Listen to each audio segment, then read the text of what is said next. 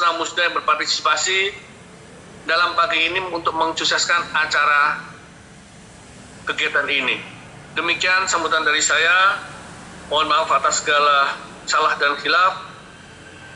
Sebelum saya mengakhiri sambutan kali ini, saya ditugaskan untuk membuka musyawarah daerah dan seminar workshop dengan menyebut Bismillahirrahmanirrahim.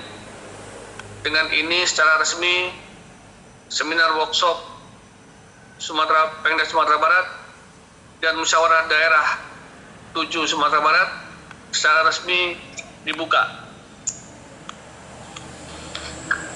Terima kasih. Wabillahi taufiq wal hidayah. Assalamualaikum warahmatullahi wabarakatuh. Terganggu. Oleh itu penting sekali kita melakukan screening kelainan mata ini atau visus pada anak ini. Hampir sebagian besar di dunia itu kelainan refraksi merupakan penyebab kebutaan yang termasuk yang terbesar di samping katarak dan glaukoma. Jadi refraksi terutama pada anak itu termasuk yang paling banyak dan juga itu sering ditemukan pada anak-anak sekolah. Nah, prevalensinya paling tinggi di Indonesia ya, dibandingkan negara-negara lain, misalnya Bangladesh, India, dan Thailand. Ya. Indonesia masuk yang tertinggi ya, kelainan refraksi itu, di samping yang salah satu penyebab kebutaan tadi.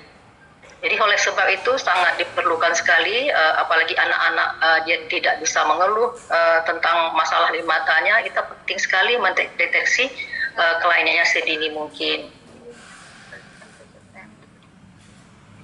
Nah, kelainan refraksi ini ada beberapa macam ya. Yang pertama, dalam keadaan normal seperti dilihat dalam gambar A ini, bayangan dilihat itu harus jatuh di retinanya.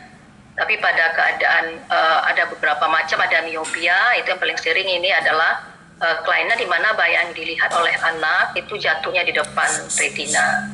Kemudian kalau pada yang hipermetropia, yaitu bayangan yang dilihat jatuhnya di belakang retina. Sedangkan ada lagi yang disebut dengan astigmat, itu kelainan itu bayangan dilihat itu tidak satu pada satu titik fokus, ya bisa di depan retina, satu lagi di belakang retina, tergantung meridian yang mengalami kelainan. Nah, apa tanda yang dimiliki pada kelainan refraksi pada anak ini? Ya, biasanya anak tidak mengeluh ya, dan kita lihat adalah bahwa dia itu sering menyempitkan matanya. Kemudian juga kadang-kadang dia suka memiringkan kepalanya kalau melihat, dan di sekolah dia sering itu duduknya, biasanya dia kalau duduk di belakang itu dia sering tidak bisa melihat tulisan di papan tulis atau di depannya, sehingga dia perlu duduk lebih di muka. Kemudian ya tentu saja kalau dia bisa mengeluh, dia mengatakan matanya kabur. Nah, yang pertama miopia, karena ini yang paling sering ya. Miopia ini di mana kita ketahui sering itu terjadi pada anak-anak, yaitu biasanya macam-macam penyebabnya ya. Di mana penyebab salah satu di antaranya adalah akibat sering sekali melihat dekat ya, dalam masa perkembangan sering melihat dekat, kemudian kurangnya kegiatan di luar rumah ya, tidak diduga juga UV itu dapat mencegah terjadinya miopia. Nah, miopia ini ada yang refraktif, yaitu yang disebabkan oleh kurvatura kornea atau lensanya itu lebih cembung ya, sehingga bayang itu akan indeks refraksi lebih tinggi, bayang itu cepat jatuh di depan retina. Kemudian ada juga miopia aksial, di mana itu bayangan itu jatuhnya di depan retina akibat bola mata tadi yang lebih panjang ya. Nah, kemudian ada beberapa kelainan lain, yaitu miopia indeks juga atau miopia karena perubahan posisi. Ini sering, itu jarang terjadi ya. Yang sering sekali adalah miopia aksial ini ya, akibat bola mata itu lebih panjang. Nah, ini biasa disebabkan oleh anak-anak yang sering melihat dekat. Kemudian miopia ini ada klasifikasinya, yaitu bisa ringan ya, disebut di bawah 3 dioptri, miopia sedang yaitu sampai 6 dioptri, kalau miopia berat itu di atas 6 dioptri.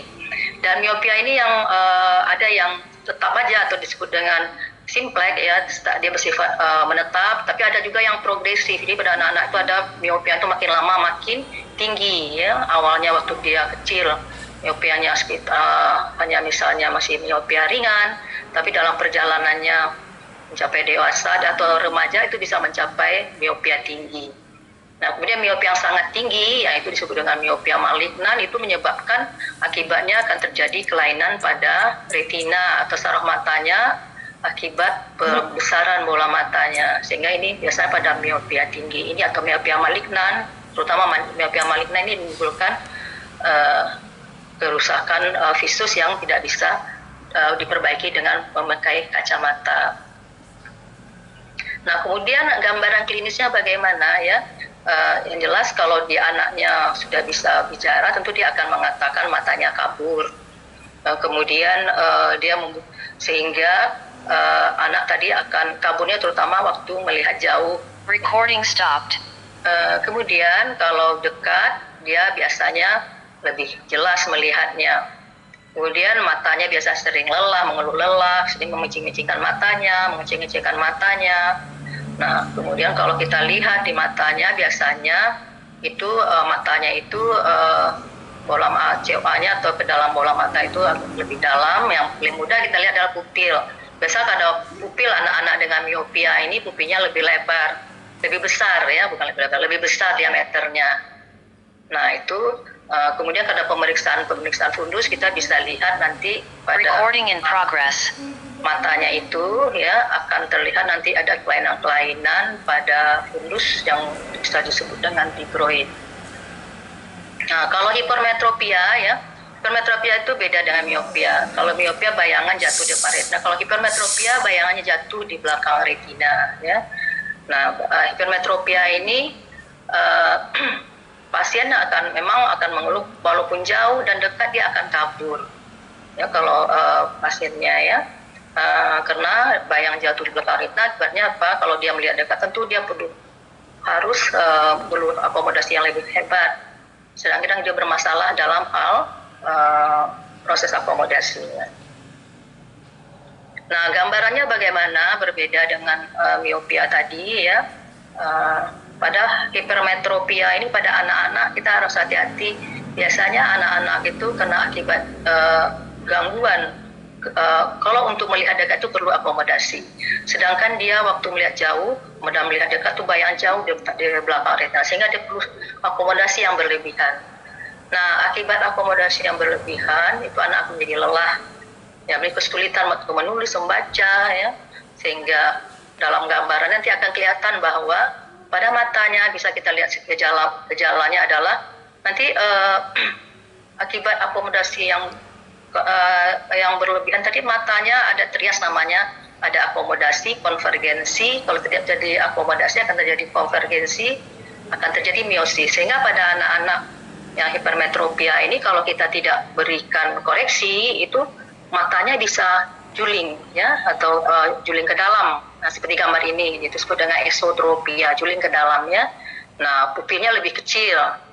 Yang kemudian COA-nya biasa memang lebih dangkal. Nah, kalau dibiarkan ini anak-anak yang hipermetropia ini karena dia tidak akan pernah fokus bayangannya di retina, dia akan menyebabkan bisa terjadi perkembangan visusnya akan hilang atau akan terganggu yang disebut dengan amblyopia. Jadi kalau terlambat kita memberikan kacamata, dia akan menjadi amblyopia. Jadi hati-hati pada anak-anak yang juling, matanya juling ke dalam seperti gambar ini ya. Nah, kalau kita koreksi di gambar ini kelihatan bahwa matanya akan lurus karena dia tidak akan menggunakan akomodasinya lagi karena setelah diberi koreksi tadi akan menjadi lurus.